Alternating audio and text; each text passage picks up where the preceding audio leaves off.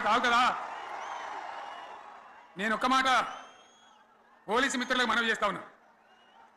ప్రజాస్వామ్యంలో ప్రజలకు అడిగే హక్కు ఉంటుంది, తప్పకుండా అడుగుతారు ప్రజలు. ఈ అడిగే హక్కును సోషల్ మీడియాలో బీఆర్ఎస్కు సోషల్ మీడియా వారియర్స్ ఉన్నారు, వాళ్ళు బ్రహ్మాండంగా పనిచేస్తున్నారు, ఖచ్చితంగా అడుగుతున్నారు ప్రజల తరఫున. ఇంత అన్యాయం జరుగుతుంటే చూడలేక సోషల్ మీడియాలో పనిచేసే తెలంగాణ బిడ్డలు ఇది ఏమన్యాయమే ఎట్లా అని చెప్పి ప్రభుత్వాన్ని ప్రశ్నిస్తూ ఉన్నారు, ప్రజలకు మద్దతుగా నిలబడతా ఉన్నారు. వాళ్ళ మీద కేసులు, వాళ్ళని పట్టకపోవడు. పోలీస్ సోదరులను నేను అడుగుతా ఉన్నా, మీరెందుకు దునుకులాడుతుండే? మీకేమక్కడ వచ్చింది? మీకు ఒక్కటి చెప్తున్నా నేను, గ్యారంటీగా పోలీసు మిత్రులారా, ఇవాళ పోయి రాత్రి మీ డైరీలలో రాసుకోండి, మీ డైరీలలో రాసి పెట్టుకోండి.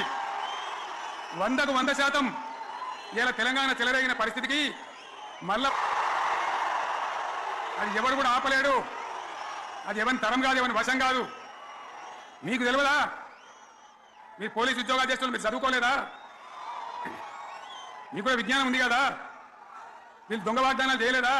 ప్రజలను మోసం చేయలేదా? ప్రజాస్వామ్యంలో ప్రజలకు అడిగే హక్కు లేదా? మీరెందుకు కేసులు పెడుతున్నారు? నాకు అర్థంగా. మీరెందుకు దునుకులాడుతున్నారు? మీరెందుకు బలైతారు? రేపు మీకు రాజకీయాలు ఎందుకు? మీ డ్యూటీ మీరు చేయండి. మేము బీఆర్ఎస్ ఎప్పుడు శాసనాన్ని ఉల్లంఘించాం, చట్టాలను ఉల్లంఘించాం. అయినా నేను ఒక్క మాట మళ్ళీ చెప్తా ఉన్నా, మీకు ఆల్రెడీ చెప్తా ఉన్నారు పార్టీ నుంచి, ఎక్కడ ఎవరిని మీ మీద అన్యాయం కేసులు పెట్టినా మన టీఆర్ఎస్ లీగల్ సెల్ వీరులు ఉన్నారు, మీరు భయపడే అవసరం లేదు.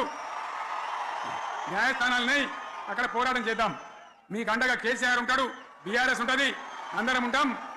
ఇక ఈడికెళ్ళి నేను కూడా ఊకోను, నేను బయలుదేరతా. దాకైనా మంచిదే. ఎవరిని సంగతి ఏందో, ఎవరైనా లెక్క ఏందో అన్ని కూడా లెక్కలు తీద్దామని మనవి చేస్తా ఉన్నా. ఈ రకంగా